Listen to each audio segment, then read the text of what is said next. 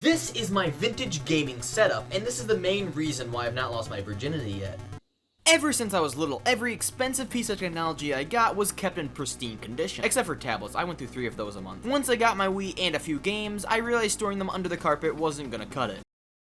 This photo was taken when I challenged myself to take a photo of myself every day. It lasted 3. Don't mind the mustache, but a complimentary rock was served with every single vintage gaming setup. At this point, I already got the shelf to store my stuff on, but for some reason I kept all the stuff on my dresser. When these fish died due to a freak accident involving a cat, I moved it all there, which led us up to today. Moving on, we start with the Blu-ray player. I'll be dead and in the ground before I get rid of this thing. Underneath that, we have a small projector for some reason. Going over to box 2, we have magazines. The reason why I have so many is because Grandma keeps sending me these and I don't have the heart to tell her to stop. We also have a book on how to use Word on the Windows 95, just in case. A book on how to keep chickens Grandma gave me, even though when she gave it to me, the chickens I have has been well and laying eggs for over a year.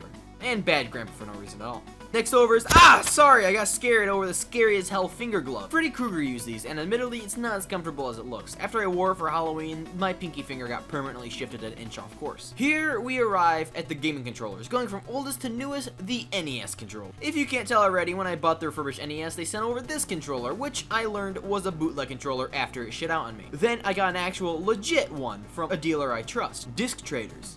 Please sponsor me. It then goes from NES to PS1, because if you don't know, the PS1 came out before the Nintendo 64, and my big chunky PS2 is backwards compatible. I knew the white one was a PS1 controller, but the black one? Next up is the Nintendo 64 controller, and I'm pretty sure I just caught AIDS. People mock the controller for looking like a merged together twin, but for me, all the games I own, which is DK64, do not use this entire side of the controller. And to be honest, holding it just like this feels nice. Honestly, I like this controller. Going from the Nintendo 64 to my original game controller broke, and now I primarily use this disaster of a controller now. I've wanted to play Luigi's Mansion on the Wii, but every time I try, I get hand cramps from this freaking controller. GameStop has a way of making bootlegs, and this is no different. Last up is the PS2 controller, and yep, it's PS2 alright. Over some more are games. Games galore. A certain person complains about these greatest hits games. I think they look nice if you group them all together, so I don't really have a problem. Oh boy, moving over to the PS1 games, I'm pretty sure this one just isn't. Some have missing covers, some are just wrong altogether. Let's look past that and towards the NES. This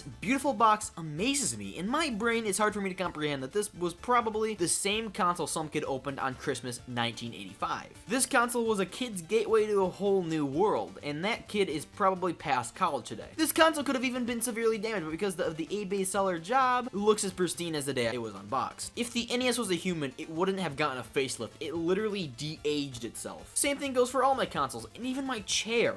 What the TV's fat ass is sitting on is a collection of cassettes. Grandma used to listen to slow, sad songs, and that's all I have. The TV itself, I found for $2. In my opinion, if you don't have the original hardware, it's not the same. An honorary mention is my SNES. I got this for $1. Holy shit. A lot of SNESs had problems with yellowing. Yellowing is when a console sits in the sun for a little too long and turns into piss snow. Somebody tried to get into it, as you can tell by the...